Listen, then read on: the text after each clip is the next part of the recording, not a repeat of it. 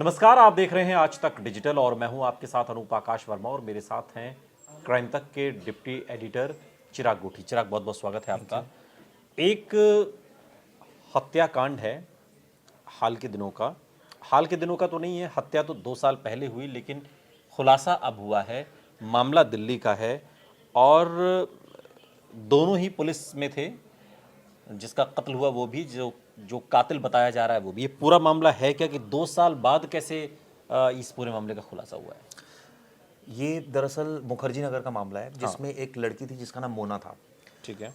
इसका ये पीसीआर में तैनात थी दिल्ली पुलिस में। शुरुआत इसकी इस तरह से हुई कि पीसीआर डिपार्टमेंट में थी, पुलिस कंट्रोल रूम में। वहीं पर इसका एक सीनियर सबॉर्डिनेट था जिसका नाम सुरेंद्र राणा था। दोनों में इंटीमेसी डेवलप हुई और 2021 तक दोनों के बीच एक अच्छे रिलेशन डेवलप हो गए थे।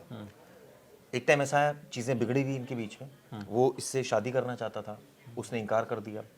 तो अचानक ये लड़की जो थी ये 8 सितंबर 2021 को गायब हो जाती है। अब जब इसके परिवार को पता चलता है वो नहीं ट्रैक हो पाती, तो इस बाबत 20/10/2021 को एक कंप्लेंट की जाती है, यानी कि करीब करीब 1 महीने के बाद। हाँ। इससे पूछा जाता है क्योंकि सुरेंद्र राणा के साथ बहुत ज़्यादा रहती थी, तो उसने कहा मुझे नहीं पता कहाँ है वो। फिर अच्छा मैं कोशिश करता हूँ।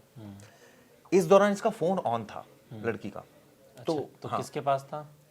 ये फ़ोन जब मिलाया तो कई बार बातचीत हुई उसके परिवार से भी उसकी, और कई बार बातचीत हुई सुरेंद्र राणा से। कैसे?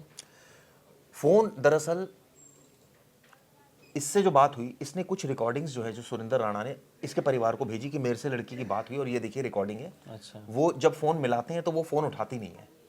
तो ये मैंने रिकॉर्ड कर लिया था, तो ये रिकॉर्डिंग सुन लीजिए। उस रिकॉर्डिंग में वो ये कहती थी कि मैं अपना घर नहीं आना चाहती और मैं ठीक हूँ और कोई दिक्कत नहीं है। मुझे अरविंद नाम के, किसकी आवाज़ थी ये? इसी की आवाज़ थी। अच्छा। और कि मैं अरविंद नाम के एक लड़का है जिससे मैं अब शादी करना चाहती हूँ। तो इसने परिवार को बताया कि वो अरविंद नाम का कोई लड़का है। तो परिवार भी बड़ा परेशान, कौन है अरविंद, क्या है, क्या चक्कर है। अब पूरी इन्वेस्टिगेशन हुई। आप सोचिए लापरवाही का आलम देखिए कि 8/9/2021 को ये लड़की गायब हुई। 20/10/2021 को इसमें एक कंप्लेंट हुई, मिसिंग कंप्लेंट मुखर्जी नगर थाने को दी गई, यानी करीब करीब 1 महीना के बाद। तो सबसे पहला सवाल तो यही खड़ा होता है कि मोना के परिवार ने इतनी ढिलाई क्यों बरती।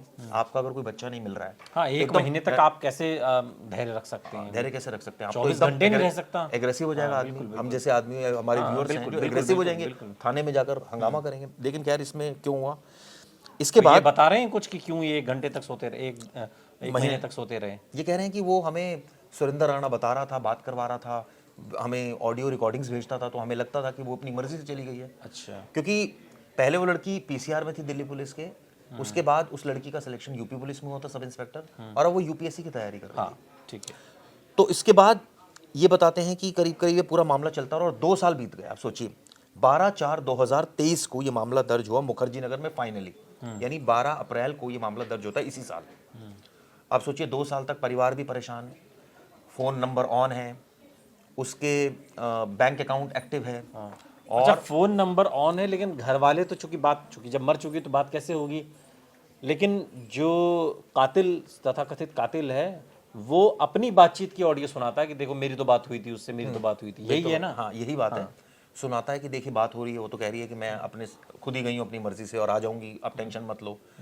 तो परिवार को भी लगा। अब पुलिस ने भी थोड़ी बहुत इन्वेस्टिगेशन की।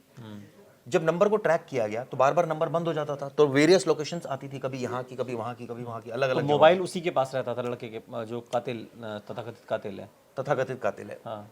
अब जब पुलिस ने मामला मुखर्जी नगर से नहीं समझ में आ रहा था उनको कि भाई लड़की गई कहाँ आखिर, हाँ। और शक भी जाहिर हुआ परिवार को कि भाई ऐसा ना हो कि कोई मार दी गई हाँ, होगी। बिल्कुल बिल्कुल। और नेचुरली इसमें तो कोशिश यही रहती है ना परिवार की कि मैं बात करूं अपने बच्चे से, कि पहले बात तो कराओ मेरी किसी से। अब मैं कैसे मान लूं, मैं कैसे मान लूं आपकी बात? 1 महीने ही पता नहीं कैसे उन्होंने धैर्य रख लिया। आप ये तो सोचिए 2 बड़ा साल मुश्किल बीत है। 2 साल बीत गए, बताइए। क्राइम ब्रांच ने बहुत डिटेल में इन्वेस्टिगेशन करी। सबसे पहले उस नंबर को ट्रैक किया। उस नंबर से पता लगा कि ये जो नंबर इशू हुआ था ये किसी राजपाल नाम के बंदे को इशू हुआ था। अच्छा, राजपाल कौन है? अब ये बात वो सुरेंद्र राणा बता रहा था। अरविंद है कोई लड़का जो कह रहा था कि मैं इससे अफेयर है और मैं इससे शादी करूंगा। अरविंद कौन है? ये जब फोन पर बात होती थी तो कई बार लड़की बात करती थी और कई बार अरविंद बनकर कोई बात करता था। अच्छा, ओके। और ये कहता था जी मेरे साथ है वो, और हम दोनों साथ में हैं और खुश रहेंगे, कोई दिक्कत नहीं है। इसने कहानी कुक्की पुलिस के आगे, जब पुलिस ने इन्वेस्टिगेशन की तो पता चला कि दरअसल जो सिम इशू हुआ था वो, उस पर फोटोग्राफिक किसी शख्स की लगी थी और नीचे राजपाल नाम लिखा हुआ था। तो ये तो क्लियर हो गया कि अरविंद तो कोई नहीं है, राजपाल है कोई बंदा। मोना के परिवार, लड़के का नाम मोना है जिसकी मौत हुई थी, उसके परिवार को दिखाया गया, वो आइडेंटिफाई कर गए कि ये आदमी तो यहाँ रहता है हमारे घर के पास। अच्छा, वो कौन था, कौन है राजपाल? जब राजपाल से पूछताछ हुई तो उसने कहा जी मुझे किसी रविन ने कहा था हाँ, कि मैं इस रविन ने जो है वो मेरी फोटोग्राफ इस्तेमाल की थी। अब पता लगा रविन कौन है। हाँ। रविन जो था वो सुरेंद्र राणा का साला था, ओ, यानी कि उसका साला अरविंद बन के बात करता था उस नंबर से, और उसके बाद वो इस तरह से पूरी गतिविधियों को अंजाम अच्छा, देता तो ये क्या पहले से शादीशुदा था जो? सुरेंद्र राणा पहले से शादीशुदा था, अच्छा अच्छा। लेकिन अब इसका दिल इस लड़की पर था और लड़की ने इनकार कर दिया था। तो साले ने इसकी मदद क्यों की? साले ने इसलिए मदद की क्योंकि उसके रिश्तेदार ने कहा। अच्छा। और उसके बाद ये माजरा कुछ इस तरह से हुआ कि फोटोग्राफ से आइडेंटिफाई हुआ। उसके बाद पुलिस ने जब तीनों को पकड़ा, पूछताछ की, पुलिस ने पहले साले को पकड़ा। साले को पकड़ा, पहले राजपाल को पकड़ा, फिर साले को पकड़ा, फिर यहाँ तक पहुंची कि सुरेंद्र राणा का रोल है इसमें। और सुरेंद्र राणा के बारे में जब परिवार से पूछा तो उन्होंने कहा ये तो हमें हमेशा हमारी मदद कर रहा है, ये तो हमारे साथ पुलिस स्टेशन जा रहा है, हर हमारे साथ साथ बिल्कुल जा रहा है और ऐसी तो कोई बात नहीं लगती। उसने कहा नहीं। जब सख्ती से पूछताछ हुई हाँ। तो सुरेंद्र राणा ने कहा कि उसी ने मारा है। और 2021 में उसने इस हत्याकांड को अंजाम दे दिया था। उसके बाद अलीपुर वो ऑटो से गया और वहाँ उसने जाकर एक नाले के पास बॉडी को जो है वो गाड़ दिया था। और फिर पुलिस वहाँ पहुंची, हड्डियां बरामद हुई, अब डीएनए होगा। लेकिन अब सवाल ये उठता है कि इतनी लंबी, आप सोचिए 2 साल के बाद केस का पता चलना, और ये तब हाल है जब दिल्ली पुलिस में वो लड़की काम कर चुकी है, सब कांस्टेबल थी।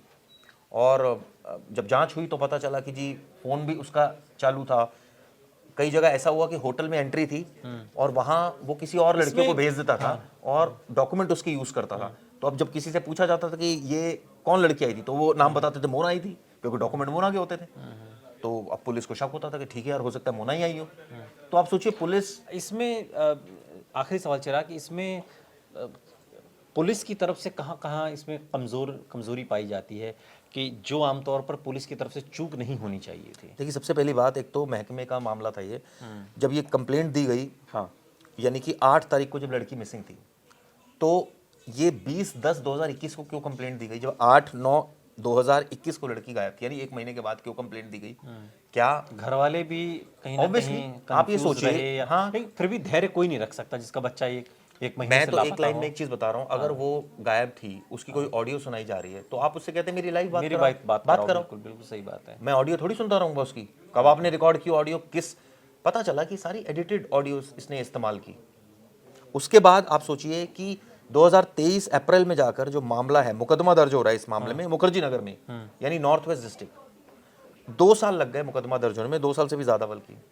और उसके बाद फाइनली ये मामला वो संजय अरोड़ा सर से जाकर मिले, सीपी सर से, उन्होंने ये मामला क्राइम ब्रांच को दिया। तब जाकर ये तब क्राइम जाकर ब्रांच ने इसकी ये, कहीं ना कहीं आप सोचिए, और खुला क्राइम मामला। ब्रांच को अगर नहीं जाता तो पता नहीं इसमें आगे क्या ही इसमें कहानी चल रही होती।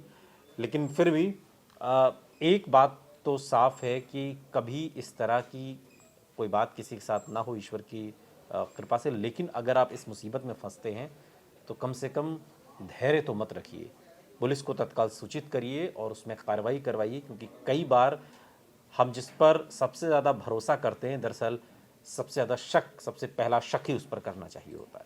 बहुत बहुत शुक्रिया चिराग, इस तमाम जानकारी के लिए आपका। यहाँ रुक रहे हैं लेकिन आप कहीं जाइएगा नहीं, बने रहिए हमारे साथ, देखते रहिए आज तक डिजिटल।